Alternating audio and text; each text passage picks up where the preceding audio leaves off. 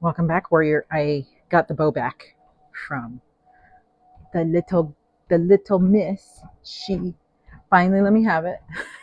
She was like, "No, you can't have it."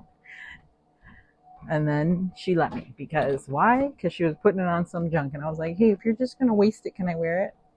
I think she felt bad. So, anyways, okay, verse 20 or chapter 28 in Alma. The Lamanites are defeated in a tremendous battle. Tens of thousands are slain. The wicked are consigned to a state of endless woe. The righteous attain a never-ending happiness. Okay. Now, it came to pass that after the people of Ammon were established in the land of Jershon, and the church also established in the land of Jershon, and the armies of the Nephites were set round about the land of Jershon, yea, and all the borders round about the land of Zarahemla, behold, the armies of the Lamanites had followed their brethren into the wilderness. Honestly, these people have nothing better to do, you know what I mean, than instigate. Go be productive with your lives. Okay, anyways. And thus there was a tremendous battle, yea, even such an one as never had been known among all the people of the land, from the time Lehi left Jerusalem, yea, and tens of thousands of Lamanites were slain and scattered abroad. Tremendous battles, you know? Like, why? Okay, yea, and also there was a tremendous slaughter among the people of Nephi. Nevertheless, the Lamanites were driven and scattered, and the people of Nephi returned again to their land. And now this was a time that there was a great mourning and lamentation heard throughout all the land among all the people of Nephi.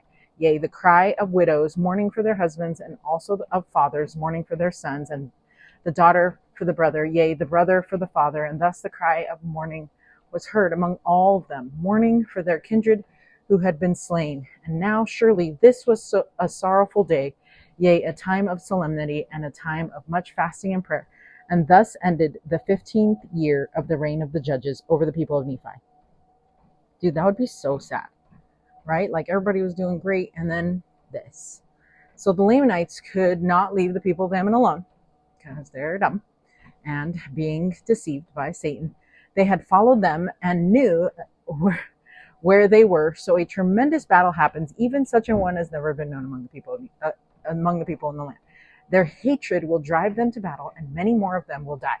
This was a major battle, and tens of thousands died. Verse 5 captures the aftermath of battles, the real life, terrible part of it. So, yeah, even though a bunch of Lamanites died, which is, I guess good because they're supposed to, if they're the ones instigating stuff. But then a bunch of Nephites died now, right?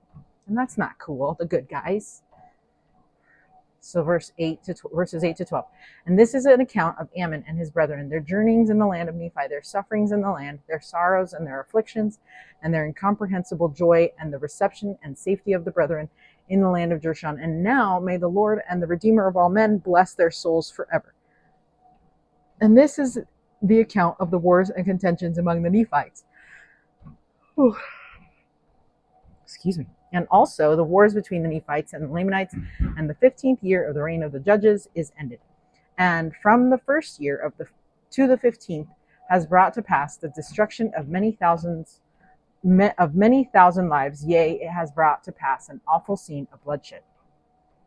And the bodies of many thousands are laid low in the earth, while the bodies of many thousands are moldering in heaps upon the face of the earth. Yea, and many thousands are mourning for the loss of their kindred, because they have reason to fear, according to the promises of the Lord, that they are consigned to a state of endless woe. While many thousands of others truly mourn for the loss of their kindred, yet they rejoice and exult in the hope, and even know, according to the promises of the Lord, that they are raised to dwell at the right hand of God in a state of never-ending happiness. Okay, so this is Mormon's thoughts on the last 15 years that happened. Okay, so Mormon wraps up the journey of the sons of Mosiah with pointing out some things he does not want us to miss. Verse 8, the suffering they had sorrow, they had affliction, and they had incomprehensible joy. They experienced it all.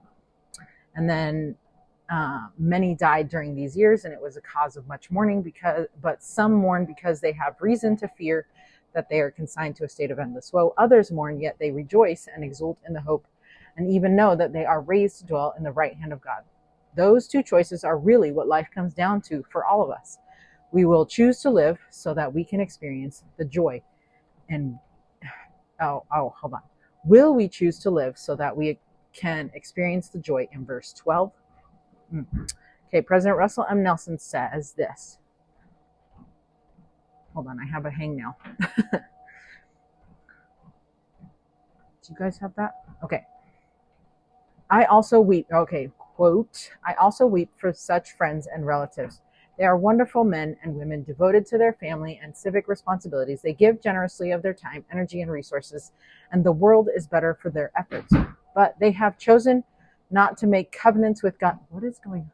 What are you guys doing over there? Okay. We were wondering what that sound was. Okay.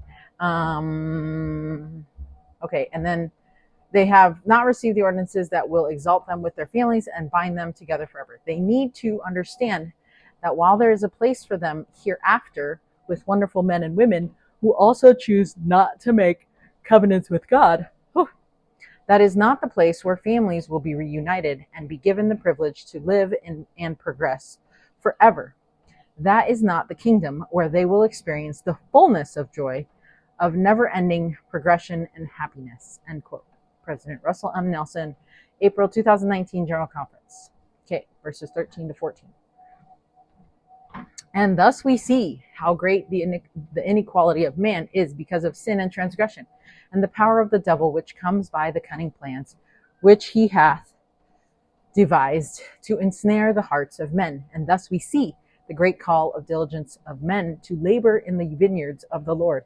And thus we see the great reason of sorrow and also of rejoicing. Sorrow because of the death and destruction among men, and joy because of the light of Christ unto life. So Mormon ends this story by pointing out 3 important lessons we can learn from what all the sons of Mosiah experienced and witnessed. Each lesson starts with, and thus we see, which is saying, this is what we're learning here. Okay, so these are the 3 lessons. 1, how great the inequality of man is because of sin and transgression and the power of the devil. 2, laboring for the Lord in the vineyard is a great call of diligence. And 3, the death and destruction among men is a great reason of sorrow, and the light of Christ is a great reason of joy. Love it.